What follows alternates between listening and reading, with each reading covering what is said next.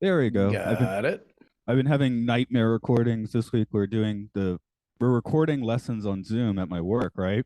But they set Yeah. it up so it never starts recording when I come on, and I can't edit Oh it. So I'm like, no. yeah, the Oh yeah. first one 5 minutes in, I was like, oh crap, record. But whatever. So I got a itchy trigger finger this week. Right, right, right. Hang on just a sec. I let me open up my notes on this machine. Here we go. Okay. Do the same and plug in my prologue onto a screen before we get rolling. Well, not Cool, my cool. prologue. Here we go. And full screen. There we go. Cool. And as always, I can do a local recording here if you want. I basically never say no. So Yeah, yeah. All right. I'm gonna hit. There we go. And I am recording on my end too. okay, Ooh, cool. hey, look at that. Dun dun text. Hmm. Put it on the screen. All right. Nice. Not too long one. So Yeah. something I don't remember a few weeks ago where someone just got like a book to read. I don't remember which one that was, but oh, there we go. Okay. There we go. Yeah. Sorry. I was Beautiful. doing that's problem. One day I'll get a mic stand. I don't know. Maybe I won't at this point, but Yeah. Yeah. Seems to work. Yeah. yeah. It Yeah. just gives Everything you a works. certain look or whatever. So that's cool. Yeah. Yeah. Cool. So, Gotta I get in went. this I need to mix. clear up. The Atlanta Trader Vic's is still there. It is. It Okay, is. Okay. that's cool. That's like the I last place I went before I came to Japan, and I haven't been home since. Oh man. Well, wait. I think it is on their website. See if you go to locations, Emeryville, yeah, Atlanta, still there. Um, and that looks like the only two U.S. locations anymore. That's wild. Okay, yeah. Yeah, it's a damn shame. Oh, and the San Jose airport. That's So probably just a bar. Yeah. yeah, yeah. Uh, and well, you got Tokyo. Right. That's Right. cool. But yeah, Atlanta looks like the real deal. Yeah, yeah, Atlanta's the real deal. At the Hilton. So Maybe I'll have to hit up the Tokyo one next time I'm in Tokyo. Because yeah, yeah, check yeah, it out. because Absolutely. last time I was Yeah. there to visit my buddy, we were just a bit at a loss. Hmm. Like where are we going to go? There's nothing like particularly on the mind. So Yeah. Yeah. Well, the one here they kept screwing up. It was in the Beverly Hills. Was it the Beverly Hilton or the Beverly Hills Hotel? I can never remember, but I know how to get there. It's the one on Santa Monica Boulevard, and they had big tiki idols out front, right at the corner, and it was apparently a very big deal. And then they closed that and they reopened as the pool bar. So they it basically had very light theming just next to the pool, and you could still go down there and get a drink. And they had like a light appetizer menu that did not last long at all. So they screwed up their possibility to maintain a Trader Vic's here, which is a damn shame because, like I said, there's so many tiki places that have managed to hang on or have a little revival, and they just keep screwing it up somehow. Yeah. um, what we have in Tokyo in particular are the just insane izakayas. Like they're not even really izakayas anymore. They're just these weird Hmm. themed spaces where you're gonna spend $100. This was around 2005 when I was single and had money to do that. But there was one. It was like the Kriston Cafe, and you go in there and it just looks like Tim Burton's Nightmare or something. Like it's this giant cathedral. You're sitting there drinking. There was one like it was themed. It was like you're drinking inside like Space Mountain that kind of looked like that. It was kind of dark, lots of metal and spacey drinks and what else? Oh, there's one you had to like rub the genie lamp to get in. It was like Aladdin Cafe or something, but not not like licensed by Disney or anything. Just Right, right. Yeah, yeah, yeah. just Yeah. the most egregious was the first city I lived in was called Utsunomiya, about an hour north of Tokyo, and there was a Star Wars themed bar, completely Oh, unlicensed. yeah, And yeah, I'll see if I can find a few photos of that to stick onto a Discord or something, because yeah, yeah. that place was insane. So Oh, yeah. Please do. I'll have to do that. Yeah, well, it's like our Scum and Villainy here. You know, it opened as a pop-up. Nobody thought that it would hold on the way that it did, but it did. I mean, now it's just like a hopping place all the time, especially with Star Wars Burlesque in town, because everybody goes to that and then they go around the corner to Scum and Villainy for the rest of the night. So, yeah, they've done very well for themselves. And I'm going to pop my notes on. I guess we'll go ahead and get rolling on this guy. Sure, sure. Down to the trivia. Okay, just give it a 5 second. I just spot the silence and edit from there. Mhm.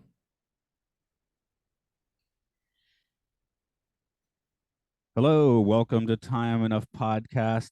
It's a podcast where we get into all the episodes of The Twilight Zone and beyond.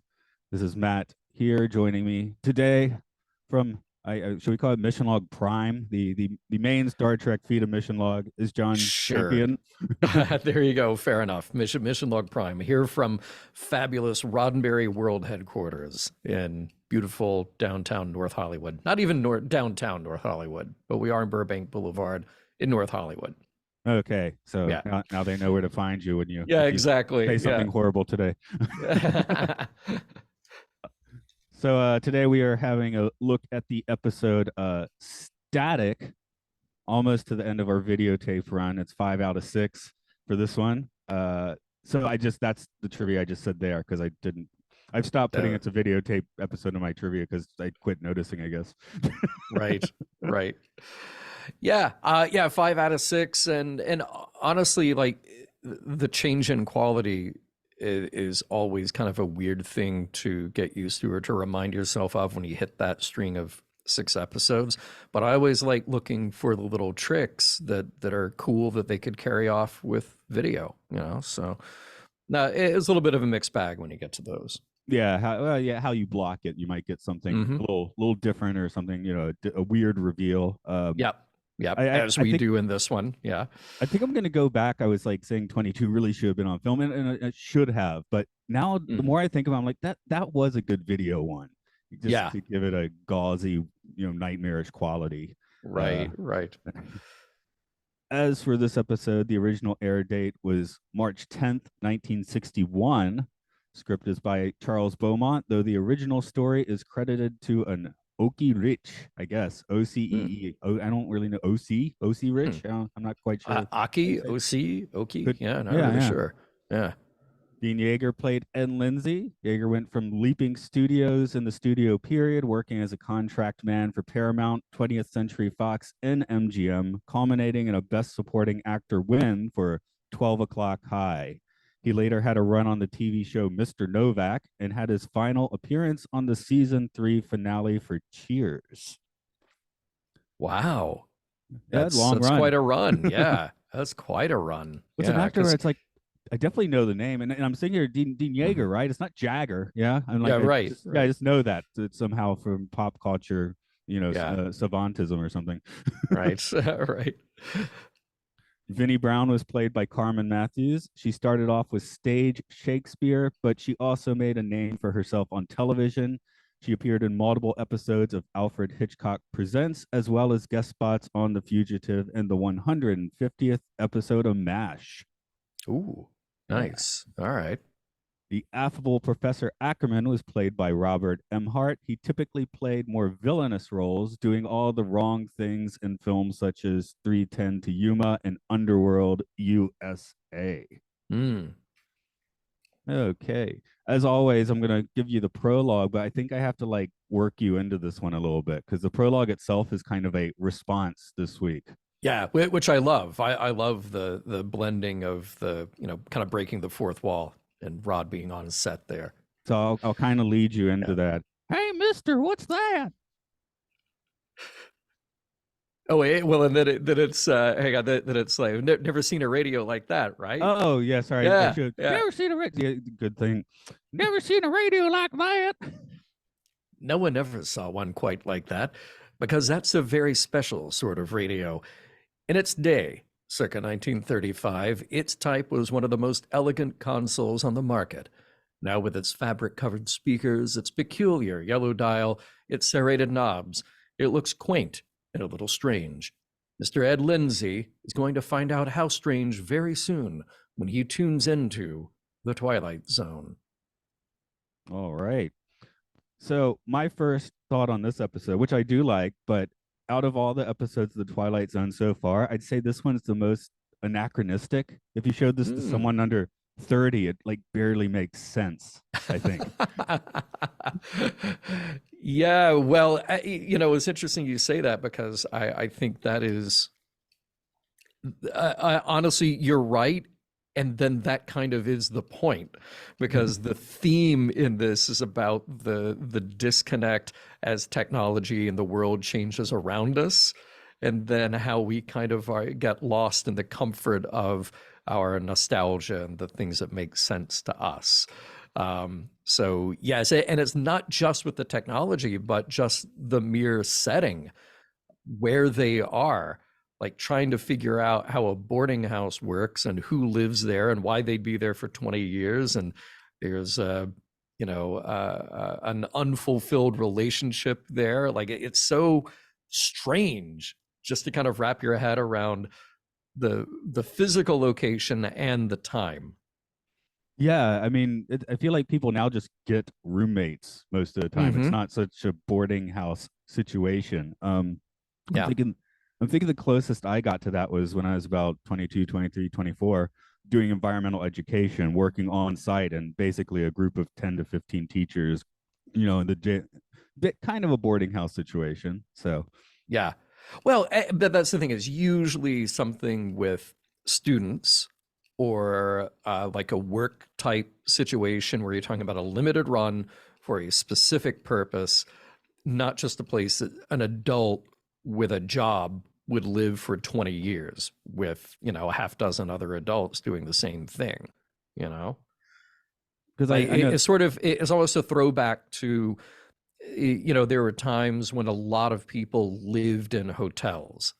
And I think that's just such a fascinating thing that practically nobody does today. But there was a time that a lot of people just lived in a hotel. And I kind of get it. Like you got all your services are there taken care of. And, you need to get a meal where there's the hotel restaurant. And, there's a certain kind of comfort and convenience to that. Well, I just saw it was a YouTube video, or it might have been one of those Quora emails that you get, which was Uh, some anyway. The gist of it was someone saying like, I'm an ex addict. I'm relatively poor, but I mhm. stumbled in a situation where I basically get to stay in this hotel room for 12 years because right before the pandemic, he paid like something like $8,000 and basically has this place for a dozen years now. Oh, So, wow. Wow. so Wow. I guess it's still possible to live in a hotel. I know. I think it's LA talking about using empty hotel rooms for homeless or whatnot. Yeah, that and the former LA hospital is now being converted for use for unhoused people, and I think that's great. Um, but yeah, this is just kind of like you get the sense that it's an old house. We don't quite get where, but this old house, and you've got. I think the weirdest part about it is you have this man in his probably early to mid 60s, something like that. It's kind of hard to tell. Like you never quite know because people's age looked a little different, usually through the lens of a TV show that's 60 plus years old. Um, so you've got somebody of a certain age, and then this woman that it is revealed they had this potential love affair 20 years ago, and just neither of them pulled the trigger, and yet they both stayed in the same place, stayed in that same house.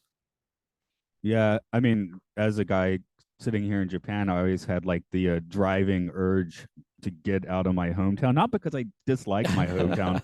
I guess just for me, like subconsciously, a feeling of success is, not ending up where you were reared. Yeah, yeah, no, I get that totally. I mean, I'm not in Tokyo, but I mean, I'm in LA compared to where I grew up and where I went to school. So Birmingham and New York and Chicago, and just kind of bounce around because you're carving that thing out for yourself. Yeah, a little farther away, a little farther away. Yeah, because that Yeah, that was my yeah, drive. It was like South Carolina, then right. Pennsylvania, then Canada, and then finally not Tokyo, but Japan. But Yeah, yeah, there you go. but the radio in this episode is just 20, 25 years old. So I'm looking around my room and I'm like, this computer is 12 years old. Like 20 years doesn't seem like that long. I am sitting in a room that has about as many CDs as Tower Records and a bunch of guitars. So more than Tower Records. Now, I should say Tower Records was alive and is alive and kicking in Japan. It was only about 2019 when their stocks started to get depressing. So Oh, interesting, but you can still interesting. bop into one. So it's just their classical selection is still good, but yeah, it's all like K-pop and a couple J-pop acts now. Yeah. So Hey, I no, I had a good time. I went to Tower in Tokyo, and I think I went to, maybe at the time there was still like a Virgin or HMV or something, and that was an important stop for me to get music specifically in that store that I probably wouldn't be exposed to in the US. So like that was a critical thing. I'm bummed that we don't have massive record stores here anymore. They're just gone, you know?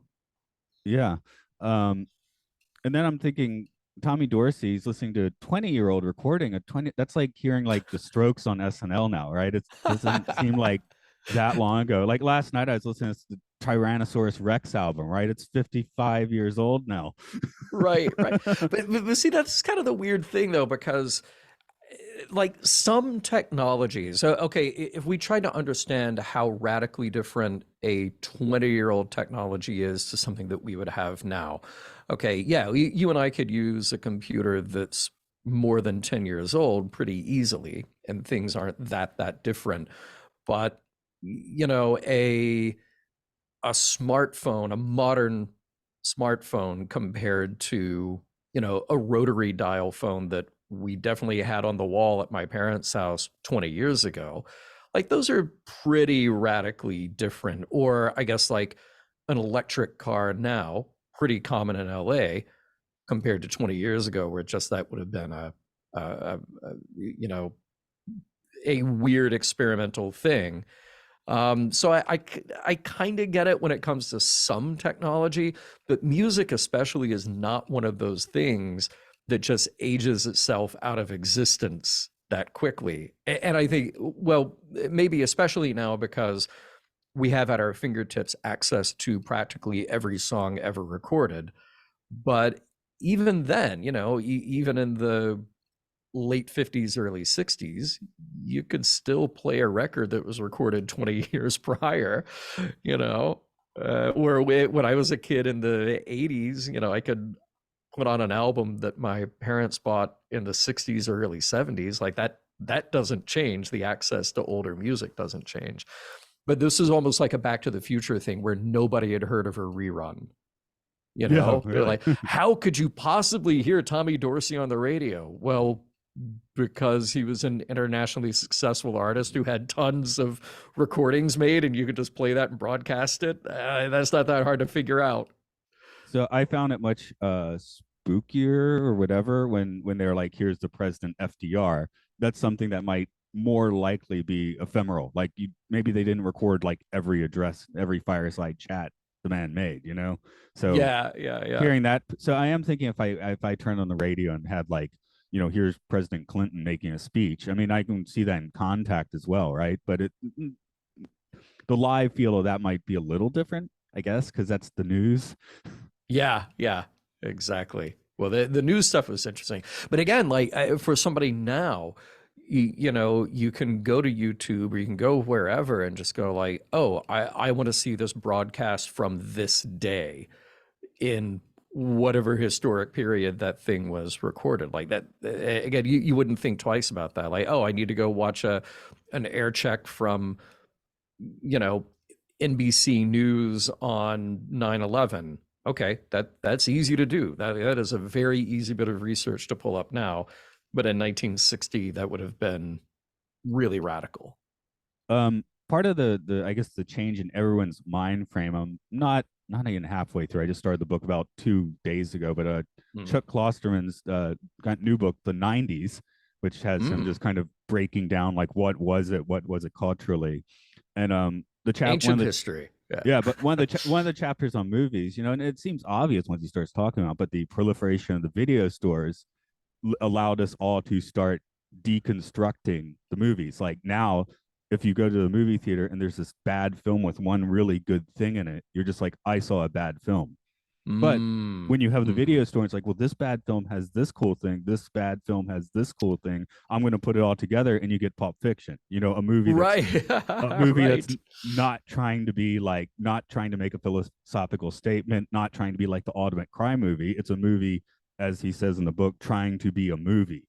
So Yeah. Yeah. that's something that maybe the 1960 mindset is definitely lacking, which is why people are a little more surprised here. Right. Right. Yeah. Fascinating spin on that. Love that idea.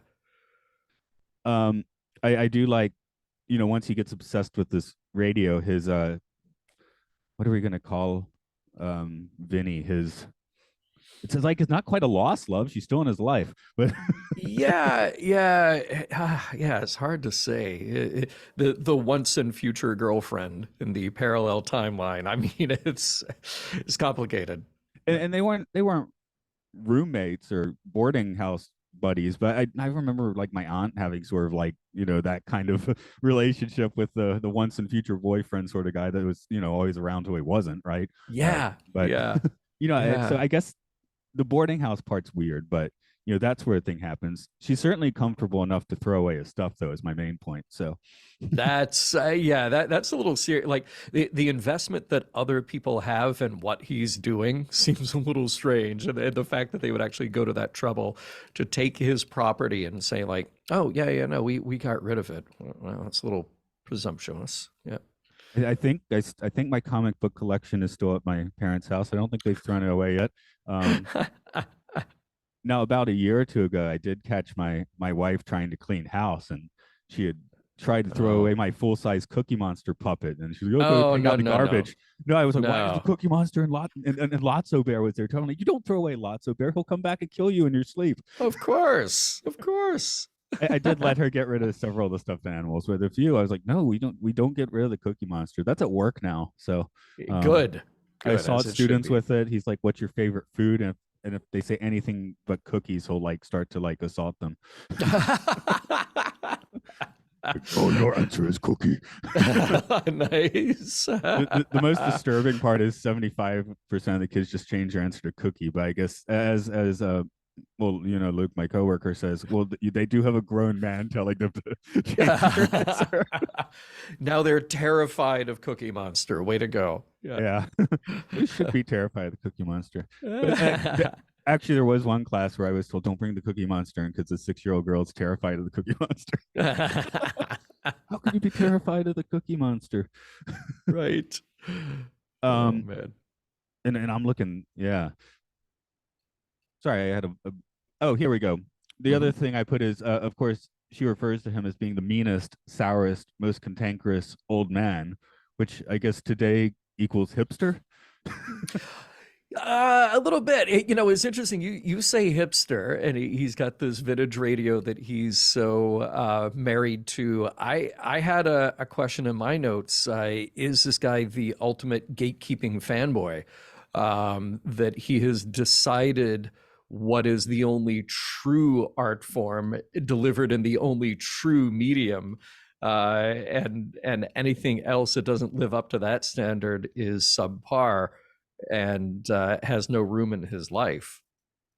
I mean, And he's perfectly willing and happy to tell that to anybody who's within earshot. yeah, I'm thinking about, you know, our musical taste, because he's like Dorsey or nothing, right? Yeah, right. None Yeah, of that damn rock and roll on the radio. Um, yeah. I don't know if it's that age thing everyone talks about, or the fact that you know, record releases have become so fractalized that, you know, we don't have like the Mm, big record anymore. But I'm like, I think about 2 3 years ago, a little bit pre-pandemic, I finally fell off the looking for new music train. You know, mm, I'll look at Pitchfork, which is kind of their own sort of gatekeeper. But I'll still glance just Hmm. to see what they're reviewing that day. And one, Right. if it's something I know, I'm going to guess like Muse album. That's going to be 3.5. I click on it's like 3.5. I'm like, they can't like Muse, right? Yeah. Right. but Right. something like that. But a lot of it I don't recognize, and I can't think of any like I can't now I'm the cantankerous so I can't think of any recent releases that really, I took a shine to. So and in Yeah. that way, maybe I'm getting a little bit like this guy. I don't know. Well, and of course he does that. He says like those he refers to plays and music like that's when they really meant something was in the 30s 40s. That's his period. And of course here we are in 2020s looking back at the 60s and we can look at a show like the Twilight Zone and go, oh, that's when shows actually meant something, or what else was on at that period during that golden age of TV. But of course, the irony is that in the 1940s, when a guy like Frank Sinatra was first coming up, and he was, like 19 years old, he was the teen heartthrob, and that kind of music and his image was absolutely disturbing to the adults in the room, the 40 50 year olds who had been born before the turn of the century. They were horrified at this you know meaningless noise that the kids are listening to these days. So every generation has that. Of course, then there's also the pop trash aspect. Like I said, last Hmm. time I was in Tower Records in Tokyo, I was kind of like, I actually didn't stay very long because nearby we still have rental stores, by the way. That's weird. Oh, Speaking of wow. video stores, and Wow. there's one about a five Cool. minute walk away from here, and they were just hemorrhaging rental CDs, and it was like specific like Wow. things that nobody wants anymore. So it's like 50, I got 50 cents for 50 cents, that sort of thing. But it was like Yeah, yeah. about music from about let's say 2000 to 2015. So I have all this insane dance hall reggae, some stupid pop stuff, some a whole bunch of like soul and hip hop and some other stuff. And a lot of it, I'm like, well, in 2007, I probably wouldn't have liked it. The production would have been too shiny. It was too pop, but now it's Yeah, great. This is awesome. yeah, yeah. Well, I think what we're hitting on is this thing that is so universally appealing about this episode is that we all get it. Like, even if you're a young person watching this episode, you get the trope of the older generation who doesn't understand this newfangled technology or this newfangled music. And if you're somebody who has lived through that, like you and I can look at music that we listened to 20 years ago, 30 years ago, and make a comparison to what's out now, or at the time we were making a comparison to what came before. Like all of this is just so universally related that it's kind of brilliant. It's just played to like the highest degree here. And there's something else, as I get older that I also relate to in this episode. I have this very real fear of being left behind by technology. Like I consider myself pretty technically savvy, and I've got a lot of computerized automated things around me that I use all the time every day. But like there could come a point where all of that is supplanted by something else. And that's this guy having grown up with radio, and then TV shows up, and your whole relationship to TV is something different from your relationship to radio, and he's left out. He doesn't get it.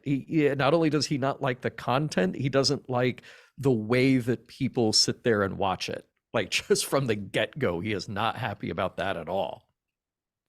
Yeah, yeah, for sure. um the other thing in this episode really I guess is all of the boarders are like comically addicted to the television. They've bought into the new Mm-hmm. technology. And it seems almost silly in here, but it's a thing. I remember hanging out with the punk rockers around the year 2000, and I thought we were going to go out and raise hell, but they just wanted to sit around and watch Law and Order. So I'd sit there and watch a Law and Order marathon. I'm like, hey, aren't we like supposed to be raising hell or something? Yeah, yeah, yeah. Yeah. So there's the draw of the tube. I am relatively incapable of binging shows I found, which I think is Mm. good. Hmm. Yeah, yeah. I think I've rarely done that. Yeah, binging is well, actually during COVID, I binged a little bit, but only light comedy. I couldn't take much more, and other shows I need to kind of let sit with me for a while. Yeah, I think the closest I got to that was being in my room a couple weeks for being COVID positive, and that's when I watched Hmm. the Marvel What If. But that still took me a week, so I guess that doesn't count as Mm. binging. Yeah, yeah, But yeah, exactly. me watching that was good by the way. I'm very burnt out on Marvel, but I did enjoy that little bit of animation. Maybe because it's animated, it's different. I don't know, Yeah, it could but be. Yeah. that is, they're forced to watch whatever's on the TV in 1960, of course. So they're not binging; they're just being force fed whatever the programming is. I mean, man, Yeah. network programmers of the day had, I guess, more mind power than we think about on the average.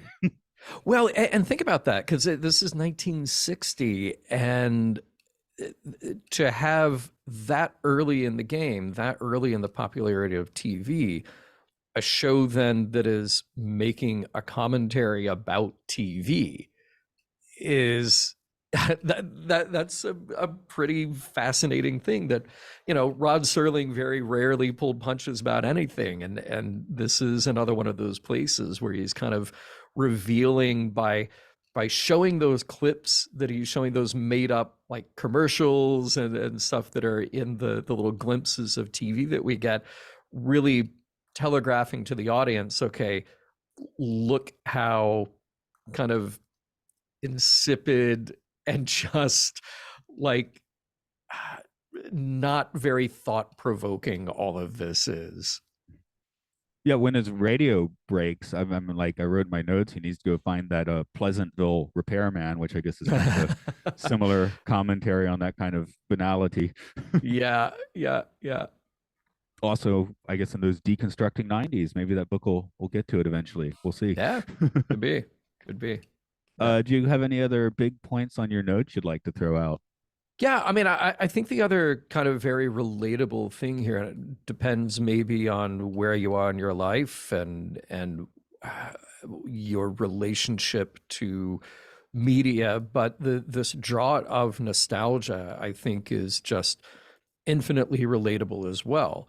Because even if we didn't have that kind of magic element that Twilight Zone almost always has, the character part of it that really rings true is that here's this guy now who is so far disconnected from the world around him that the only happiness that he finds is in this place in his mind that was 20 years ago, or give or take. Some of those broadcasts are earlier, some of those are later. um, and I think we all have a real possibility of doing that. We all have, especially now because everything is available at our fingertips, it's a lot easier to dismiss anything that's new just because it is new and just stay purely in your comfort zone with the things that you, I mean, I do that. Norman and I get on the air and we're talking about uh before we talk about an episode of Star Trek that came out 25 years ago, we're also talking about like, oh, remember this episode of Galactica from 1978 or whatever, like that sort of way your head gets stuck. And I think that's a dangerous thing. Like you have to also keep up with what's happening around you. Trying to check my YouTube history. I think I've fallen down the Mm-hmm. rabbit hole of watching Mm-hmm. these things recently, Yep. like Yep. you have fast Yep. food places that don't exist anymore. Yeah, I watched that one too. Yeah, Yeah, yeah. yeah, We have a similar YouTube yeah, yeah. history. Yeah. But Yeah. I've definitely been stuck on that kind of groove like recently. So Yeah. which is Yeah. fun. Well, it's nice. They're like 10-minute blast. You get them out of the way, and well, for me, Sure. I'm usually watching something with a podcast, but I don't want to do that when I'm actually eating dinner. So that's like my dinner thing, and then after that, I'll move on to my Yeah. business watching because I do mostly actively watch stuff now, and Hmm. not to be like I'm better than these people, but they're being hypnotized by the tube full on. Where I try Oh yeah. Yeah. those YouTube videos, I'm getting hypnotized by, but yeah, most of them like okay, I'm actively watching something, I'm taking the notes, and I feel much less like I'm wasting my time that way. Yeah. I mean, yeah, you're watching. Well, with Twilight Zone too, I'm watching these like a few times, but one for Yeah, fun, one for notes, and maybe one yeah, more as a refresher. So right, right, right. Exactly. let's go ahead and plunge into those couple questions. Uh, and one of the reasons we haven't talked about the end of the episode yet is because I think it's basically fits one of these questions. But first, um, who in this episode went into the Twilight Zone? Oh, well, it's definitely Ed Lindsay. Whether or not, oh no, I'm forgetting her name. Vera? Vinny, Penny, Vinny. Penny, Penny. Yeah, whether or not she did, I think is up for interpretation because when we get to the end, I think the positive spin on that is he actually does get to relive this part of his life.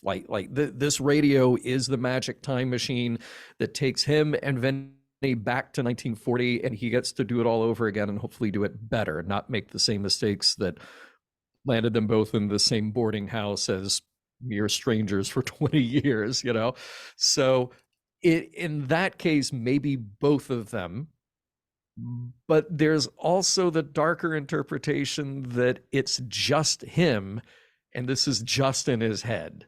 Like Yeah, this is just purely his experience. yeah. Glass half empty means that Ed just had a psychotic break. Yeah. Yeah. Like the woman in the living room said, you know, like he's gone completely psychological. Great line. Psychological. Oh yeah, the other one that that came in. They mentioned the Georgia crackers on the TV. I'm like, wow, that became increasingly horrible as I was growing up. Yeah, yeah, right. Right.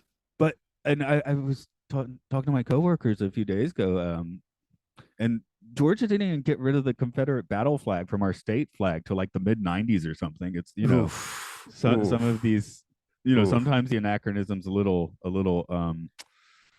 more recent than you thought. Hey, did you see though that in the IMDb trivia they reference that that character that he's listening to, the senator, uh, that is the person that Foghorn Leghorn was based on? Oh, that's fantastic. Okay. Yeah, right? Isn't that awesome?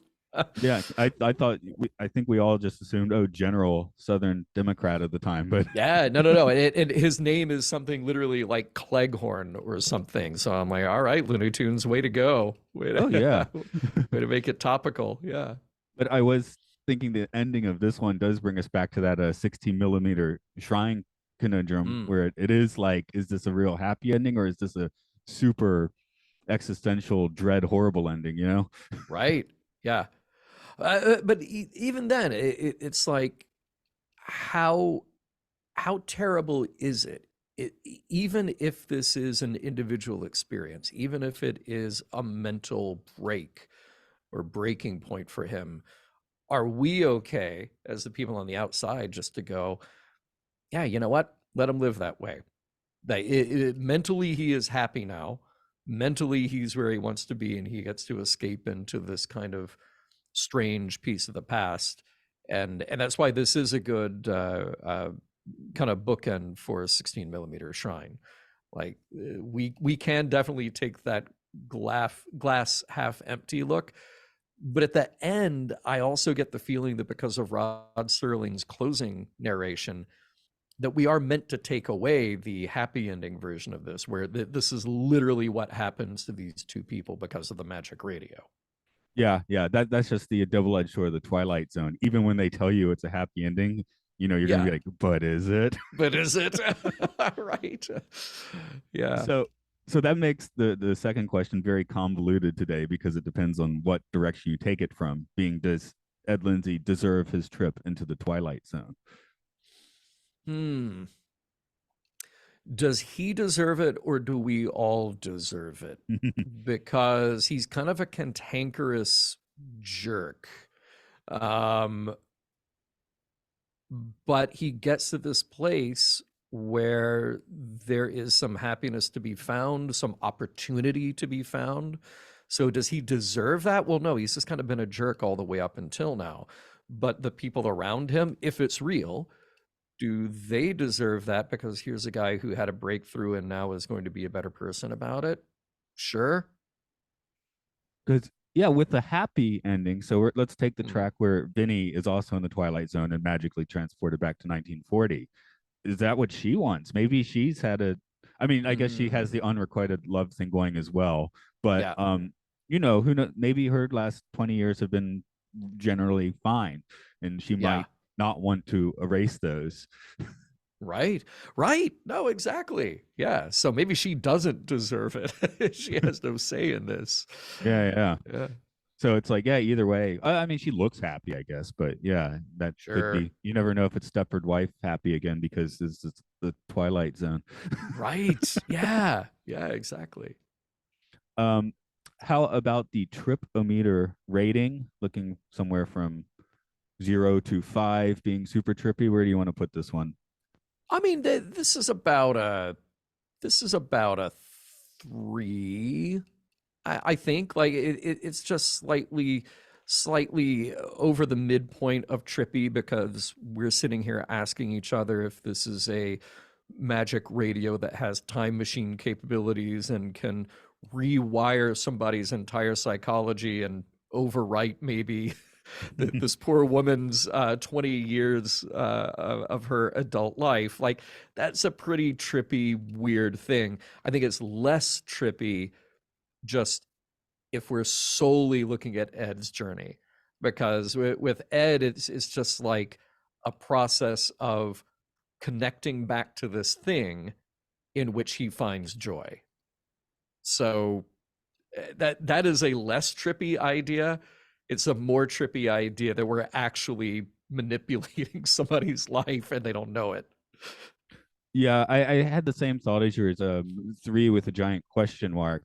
Yeah, But I've decided right. just to give a different number, I'm going to bop it down to 2.5 because Okay. one thing that did take me out and frustrate me is his magic radio does not work very well. Mm, Of course, whenever mm, he tries to bring anyone in to listen to it, it shorts out, right? Static. And half right. the time he's trying to listen to it, it's static. So it's Yeah. it's not a very dependable machine. But again, I guess if you gave someone 1960 like barely functioning YouTube, that would just be beyond amazing. So Yeah, yeah. I mean, that's the fact that it was all staticky. I think that's another one of those things where you have to ask, like, is all of this just going on in his head? Because when he brings people into the room, they don't hear it. Just going, okay, he's not well, you know. here's kind of my own trippy question for the day, because for me, I'm able to, I guess not quite meditation in this case, but just kind of I have certain fixed points in my life where I can kind of go in with my mind and kind of look around Hmm. and remember it. And I know that's something that how my brain works. I don't know if that's how everyone's brain works as well or not. So Yeah, yeah, right. and it's weird stuff like riding on a bicycle in Japan in 2005. Just like this 10-second clip is like permanently etched in my brain. Mm, hmm. 6-year-old birthday party with a clown. I can kind of look around the room in my head and all that sort of stuff. So that's kind of like the end of this episode where maybe I mean, he might not even be completely psychotic. He may just be like, sitting back and kind of placing himself back into that room 20 years ago mentally, Yeah, without going nuts as well, yeah, yeah. It could be, could be. which is mentally, I guess, trippy. But as far as like the Twilight Zone, it dials it down. Sorry, pun Right. not intended. Yes, yes. Okay. Any final thoughts you want to throw on this? No, I think we hit all the major points. I mean, it is kind of a lovely story that you can make weirder if you want, and you can also make less weird if you want. I think that's fine. It's also one of those weird Twilight Zone anomalies where, you know, shot on video, I think really using the medium to the best that they could. Thank goodness they go back to film after one more episode. But there is something about that that at once makes it look more real, but also reveals all the shortcomings of the production. So you kind of have to watch it as like not just I'm watching the story, but I'm also watching the production happen. Um, so I appreciate it like that. Um, Gosh, what else? Oh, I do love having Rod Serling on set. Mention that. Like, I love when they pull that off. And I gotta say, that reveal at the end just handled so well. That was so well done. Where you show Ed, you show old Ed getting the radio back, and then you cut away long enough with the camera, you just focus in on the speaker grill, then you turn the camera around onto young Venny coming in the room. Then, and we've given enough time here for the change, right? Then you'd come back around to Ed, and suddenly it's 1940 Ed. It's so cool. Love Yeah. the way that was handled. Um, I think it's next season. We're definitely gonna have to be thinking about this one in terms of a kick the can, which my memory at the moment is Mm. the 1983 movie remake version, and of course Yeah, right. Mine too. Mine too. Yeah, I need to go back and watch the original. Yeah, we'll be hitting the original, but I feel like yeah, that's kind of a retirement home in that case, yeah, returning to youth literally. So it'll be interesting to compare and contrast when we get there, because I know the movie one's quite different than the episode, but I can't quite remember how. So yeah, yeah, yeah. we'll get back to that. Um, Indeed. well, go ahead and please tell everyone where they can find you on the internet. Happy to. Yeah, find my work at podcast.roddenberry.com. That's where all the shows are. Find the ones that fit you. Might be Star Trek, might not be Star Trek, but there's a lot to choose from at podcast.roddenberry.com. And then you can find me on Instagram, jchamp72. And I think that's about it. Oh, and Twitter at DVD Geeks for as long as that lasts. We'll see. And my Twitter still seems to be posting. I did finally get mostly to auto posting, because I've got like 3 podcasts and tend to forget about some of them sometimes. Oh, but yeah, yeah, yeah. but yes, we have many podcasts. You can find us on Patreon at Podcastio Podcastius. Of course, Time Enough Mm, Podcast is there. Still on Twitter at the moment. On Facebook. yeah. Um, we talk about sci-fi movies and Matt and Luke's Sci-Fi Sanctuary.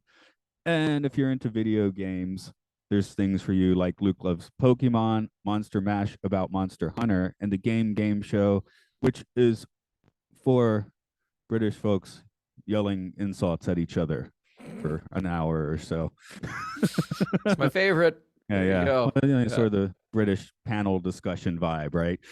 Yeah. Discussion and quotes. Sorry, this is a little aside, but in Japan, there's a lot of panel shows with TV talent, and they're known for the panel shows, so it's kind of weird. Interesting. I guess Huh. we have like the Kardashians and stuff in the States. We have things like that too, but yeah, Yeah. Yeah. I guess Yeah. it's interesting how the panel show vibe varies from country to country. Yeah. Right. Okay, well, I can only think of one way to end this episode. I didn't take a big enough breath for that. That was good though. It was good. Yeah. Yeah, yeah. I I like the always inspiration. Yeah. love the Bill Hicks, like, just I won't do it now because it'll be annoying, but the Satan voice into the microphone. Yeah. Right. It's interesting to see how different comedians can rock their microphones in different ways. I think George Carlin had more like vocal ticks, I guess. So mm-hmm. Yep. and microphone control. Yeah. um, Oh, we should have. This is gonna be the Boxing Day episode. We should have wished everyone a Merry Boxing Day. I don't know. I guess stick Oh, at the end. hey. Yeah, Yeah. Happy Boxing Day, everyone. I think I Yes. was. I think I was 30 years old before I realized that they didn't mean like boxing. Oh, that is actually a gift giving day. Yes, yes, yes. Yeah, I think I was probably in my 20s, and that was only because my girlfriend at the time, her mother was English, and we were spending time over there. So, yeah, figured Oh that yeah, out yeah. finally. It's kind Mhm. of hard to miss it in that sort of Yeah, situation. yeah, exactly. But now I'm definitely an advocate of Boxing Day. I'm all for it, whether you choose to box or give a box. Mhm. I'm having a look at my little YouTube history to see if there's any big hits recently. Oh, last night I was watching the a Rio del Tempo boat ride. Love. Mm. Yeah, Epcot Mexico's got to be one of my favorites. Oh, hell yeah. Yeah. Yeah. Well, now they have now they got the 3 Caballeros on it, which it's kind of, I like of course, you're like, again, it's like Static, right? I like the weird, wonky original version with the bizarre '80s footage being screened everywhere. But Right. Yeah. oh, the well, it didn't really need to be mentioned in the episode, but I Mm. was definitely thinking, watching SCTV season one recently. I'm like, here the video is perfect. I wouldn't want to see this on film. I guess because it's deconstructing things on its own, and Oh um, yeah. Yeah, yeah, yeah. because I in the '80s I always had a what is it, SP, when you get no, SP was 2 hours on your tape. EP, Yep. the one where you get 6 hours on your videotape. SLP, Yeah, super yes, long play. Yep. recorded off of Atlanta's channel 69 with a dose of static. Like it never came in Yes. completely clear because Yes. they just had local professional wrestling, 60s Ultraman, and SCTV, which sounds horrible at the time, and now it's like, oh, that's heaven. Yeah. Yeah. I don't know if you are friends with James Kerwin on Facebook, but he posted a thing about a talk he gave a while back on how our perception of frame rate changes our, perception of the thing that we're watching. And, one of the biggest, of course, there was the Hobbit movies, but then one of the biggest ones was Avatar. And because everybody's talking about the new Avatar sequel coming out. I'm sorry, I'm not interested just because the first movie didn't really grab me. But one of the things that drives me nuts is that those will be shown, and I think 60 frames a second in theaters, and that'll ruin a movie for me even Is that before the is that content. every theater? I think even the Maybe Hobbit. not. Yeah, I think I Yeah, saw the Hobbit in a normal frame rate. you did okay. Okay, so maybe it's some, but yeah, that would drive me insane. Like, I'm Yep. not inclined to see that movie anyway, but if I would see it, there's no way I'd want to see it in 60. No, I'm committed because we're currently doing our James Cameron month on the Sci-Fi Sanctuary, punctuated with Gremlins for Christmas, which has nothing to do with Cameron, but Mm. but we did the Avatar one where I we had a guest who does a Avatar podcast in the UK, and I was kind of feeling like I'm the person who likes this movie the least in this podcast, which was slightly, that slightly uncomfortable feeling. I still like it, but I was the one like, yeah, some of these effects didn't age well, or they're like everything still looks immaculate. I'm like, does it? So I will be seeing the new one because I'm now committed to doing a podcast on it. But I am thinking if Luke wasn't so gun ho about it, would I be? Yeah, yeah, right. And also, I think the last movie I actually went to see was Maverick anyway. So Oh, wow, cool. because a Yeah. few weeks ago we were doing a couple podcasts like roaming around the hills and stuff, and it's like, hey, you want to go see Wakanda Forever? And I would like spent like an hour or two trying to get myself excited about going to see Wakanda Forever, and at the end I was like, hey, I'd rather go home and watch Weird, the Al Yankovic story, and not spend the money, which is what I did. I do want to see Wakanda Forever. I really liked the first Black Panther movie, but I'm surprised at myself how much I liked that movie that I have not yet seen Wakanda Forever. I But I maybe that should think tell us I all think something. Yeah. yeah, I think Marvel burnout is just starting to like really seep into everybody at this point because Yeah. I'm sure Yeah. it's good, but Yeah. Yeah. but it's Exactly. just like, oh, it's sort of thing where they really could like give themselves their own blip and maybe just put a little pause on it for a little while. I mean, that's Yeah. why Star Wars tends to be successful every time they want Right. to do a new trilogy. I mean, Right. if it's critically successful, it's a different story, but financially, it always knocks out of the park because they always do three movies and wait 10 to 20 years. So, Yeah. Yeah. we'll I keep having people tell me to go watch Andor, which I'll probably do, but I haven't gotten around to that yet. Andor's great. Yeah, I just finished it last night, and it was pretty outstanding. Yeah, Yeah. yeah, that's all I've heard. I'm like, Yeah. definitely need to watch it, but again, it's when finding the time and Yeah. Yeah. but No, same way. I mean, I have to be choosy about what I watch for pleasure. So, but that was one that made the cut, and it was fun as hell. So, I'll well, have to not get fun is not the right word. Very well made. That's the that's the the phrase. the only reason I got through Obi-Wan relatively quickly is because we did the Star Wars podcast with John Jackson Miller, who wrote the Kenobi book. So I was like, I better be familiar with this new series before we talk to him. Yeah. Which and when we got to it, I think he had already been burnt out on talking about that. But the podcast was the original Star Wars anyway, so it was fine. Oh, right. Yeah, yeah, yeah, yeah. But it's good to be knowledgeable about the dude's work before you, because I had actually only read his Trek novels. I Certainly. had not read his Star Wars novels, so Oh, okay, cool. Cool. I was like, I have to do that for bringing him on for that. So All right. yeah, I All am right, gonna. man. Here, I'm gonna hit stop on my local